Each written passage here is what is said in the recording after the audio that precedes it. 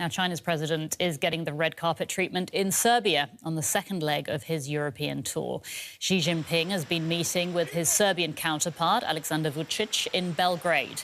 Beijing has invested billions of euros in mining and manufacturing in Serbia, and Xi's visit is being seen as an opportunity to deepen political and economic ties between the two nations.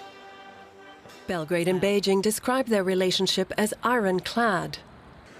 Relations with China have intensified since Vučić's Serbian Progressive Party came to power 12 years ago.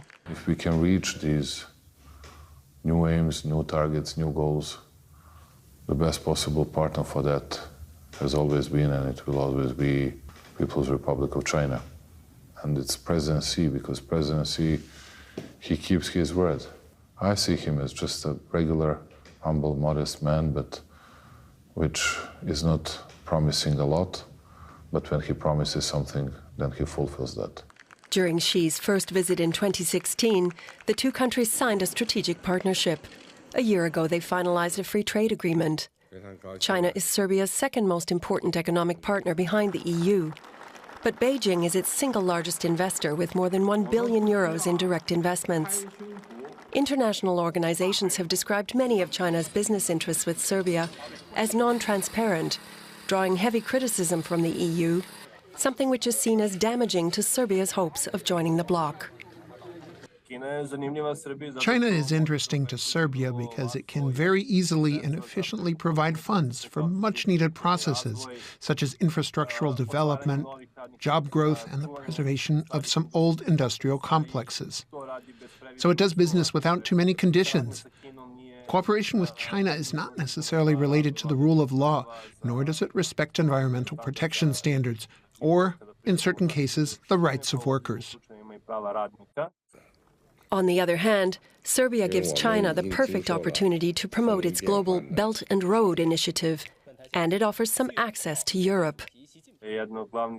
One main point they agree on is the principle of territorial integrity in accordance with international laws, because both countries face exceptional challenges when it comes to territorial integrity. For China, it is Taiwan and some other territorial disputes. For Serbia, it is the relationship between Belgrade and Pristina and the status of Kosovo as an independent state. Three of the largest Chinese exporters, Zijin Mining, Zijin Copper, and HBIS Group in Serbia, are often criticized for infringing environmental protection standards.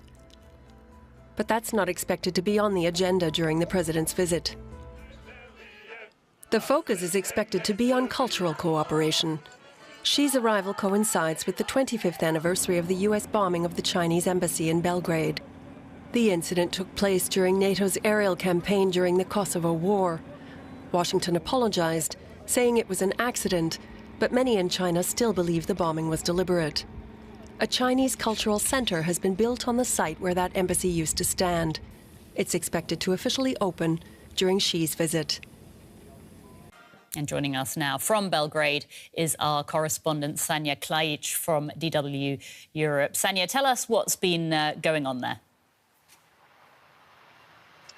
Well, right now there is an ongoing meeting between two presidents right in this building behind me. That's the Palace of Serbia. Around 10 o'clock, there was official ceremony that where a lot of people actually welcomed the Chinese president.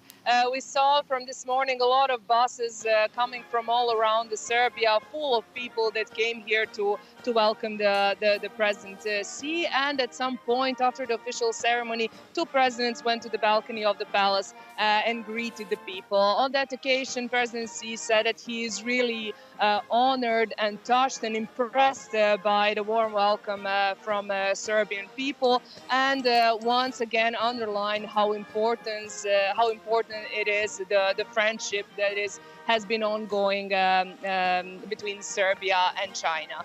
President Vučić was thanking those people that came to greet the president and said that today there will be a lot of agreements that will bring the cooperation between the two countries on even higher level. OK, now we know that Serbia wants to join the EU, but with such a close relationship with China, as we said, Beijing is its single largest investor. Could those ties somehow get in the way of Serbia's chances of joining the EU? Serbia is officially both on west and east.